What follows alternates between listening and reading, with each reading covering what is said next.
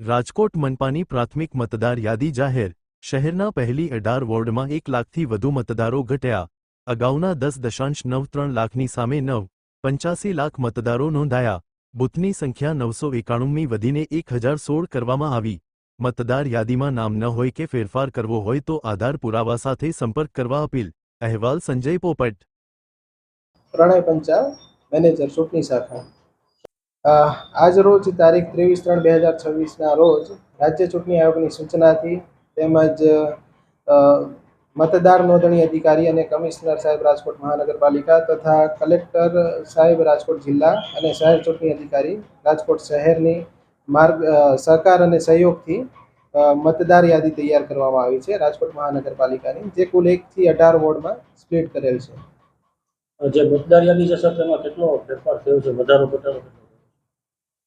ગયા ઇલેક્શનમાં અંદાજિત 2021માં જ્યારે આપણે જોઈએ તો 10,93,991 જેટલા મતદારોનો સમાવેશ થતો હતો. ત્યાર પછી જે હમણાં રિસેન્ટલી જે SIR એટલે કે જે સઘન મતદાર યાદી સુધારણા કાર્યક્રમ થયો છે, એના હિસાબે જે એબસેન્ટ છે, શિફ્ટેડ છે, ડુપ્લિકેશન મતદારો હોય આવા જે ડિલીટ થયેલા છે અને ત્યારબાદ જે વિધાનસભાની મતદાર યાદી ઉપરથી જ આ મતદાર યાદી તૈયાર કરવામાં આવી છે અને અંદાજિત 9,85,952 જેટલા મતદારો નોંધાયેલ છે. હાલ બૂથ લાસ્ટ ટાઈમના ઇલેક્શન સાથે જો કમ્પેર કરીએ આપણે તો 2021માં અપ્રોક્સિમેટલી 991 જેટલા મતદાન મથક હતા.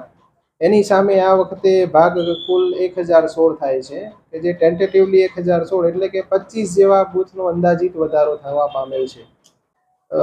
જે મતદારોનું નામ રહી ગયેલું હોય એને પોતાના આધાર પુરાવા સાથે અત્રે સંપર્ક કરવાનો રહે છે.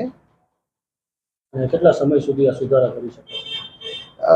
આમ તો આખરી પરિસ્થિતિ સુધી આપણે કરી શકીએ છીએ તેમાં સુધારો. તેમ છતાં જો એવા જે રેર કેસ જે હોય છે એમાં આપણે જે ઉમેદવારી પત્રો જે ફોર્મ ભરવાના ચાલુ થાય છે એના 10 દિવસ અગાઉના જે છેલ્લો દિવસ હોય ત્યાં સુધી આ પ્રક્રિયા કરી શકાય છે.